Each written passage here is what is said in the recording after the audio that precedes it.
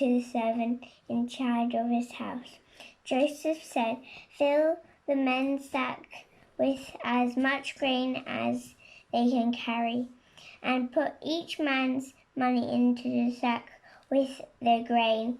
Put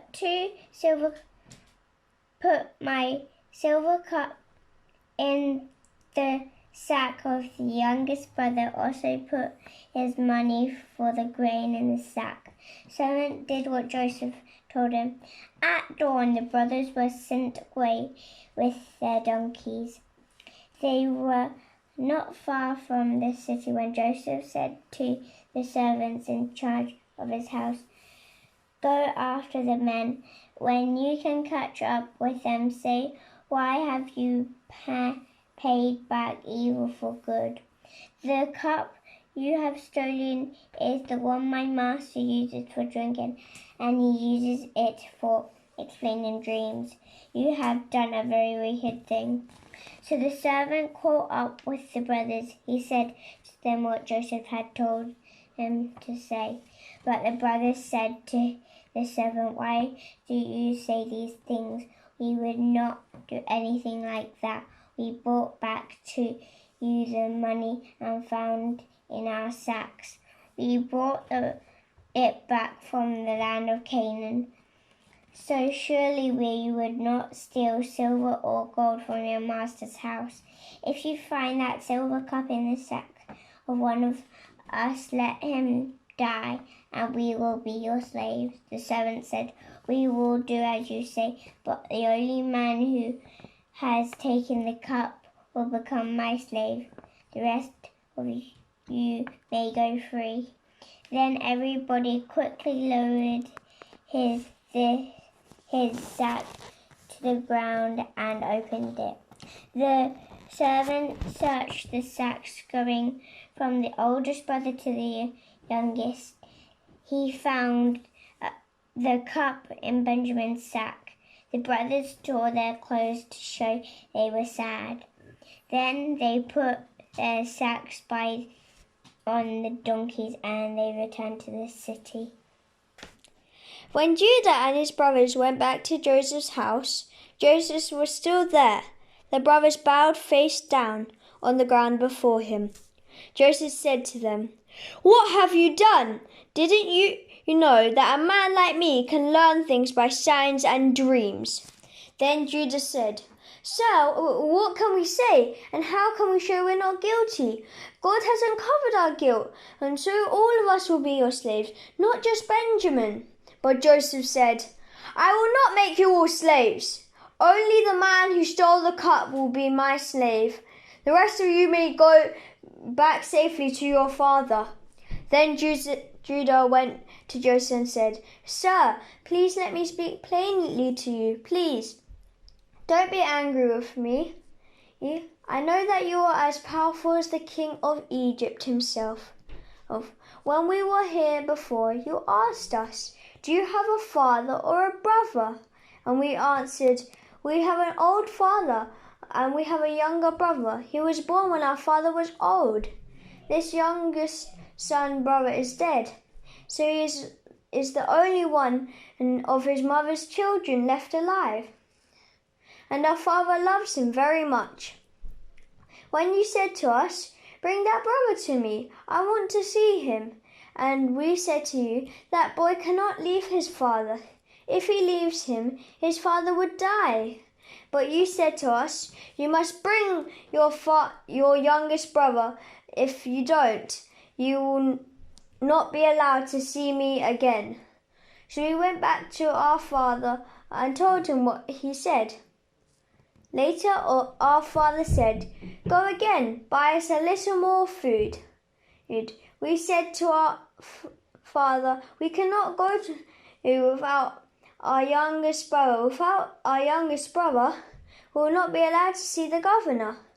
Then my father said to us, 'You know that my wife Rachel gave me 2 sons. One son left me. I thought, surely he has been torn apart by a wild animal, and I haven't seen him since. Now you want to take this son away from me also, but something terrible might happen to him.' Then I would be sad until the day I die. Now what will happen if we go home to our father without our youngest brother? He's the most important thing in our father's life. When our father sees that the young boy is not with us, he will die, and it will be all our fault. We will cause the great sorrow that kills our father. I gave my father a guarantee that the young boy would be safe. I said to my father, if I don't bring him back to you, you can blame me all my life. So now please allow me to stay here and be your slave and let the young boy go back home with his brothers. I cannot go back to my father if the boy is not with me. I couldn't stand to see my father that sad. Joseph could not control himself in front of his servants any longer. He cried out, "Have everyone leave me." When only the brothers were left with Joseph, he told them who he was. Joseph cried so loudly that the Egyptians heard him, and the people in the king's palace heard about it. He said to his brothers, "I am Joseph. Is my father still alive?" But the brothers could not answer him, because they were very afraid of him. So Joseph said to them, "Come close to me." So the brothers came close to him, and he said to them, "I am your brother Joseph. You sold me as a slave to go to Egypt. Now don't be worried. Don't be angry with yourselves because you sold me here. God sent me here ahead of you to save people's lives. No food has grown on the land for 2 years now, and there will be five more years without planting or harvest. So God sent me ahead of you. This was to make sure you have some descendants left on earth, and it was to keep you alive in an amazing way. So it was not you who sent me here, but God. God has made me the highest officer of the king of Egypt. I am in charge of his palace. I am the master of all the land of Egypt. So leave quickly and go to my father. Tell him, your son Joseph says, God has made me master over all Egypt. Come down to me quickly. Live in the land of Goshen. You will be near me. Also your children, your grandchildren, your flocks and herds, and all that you have will be near me. I will care for you during the next 5 years of hunger. In this way, you and your family and all that you have will not starve. Now you can see for yourselves, the one speaking to you is really Joseph, and my brother Benjamin can see this. So tell my father about how powerful I have become in Egypt. Tell him about everything you have seen. Now hurry and bring him back to me."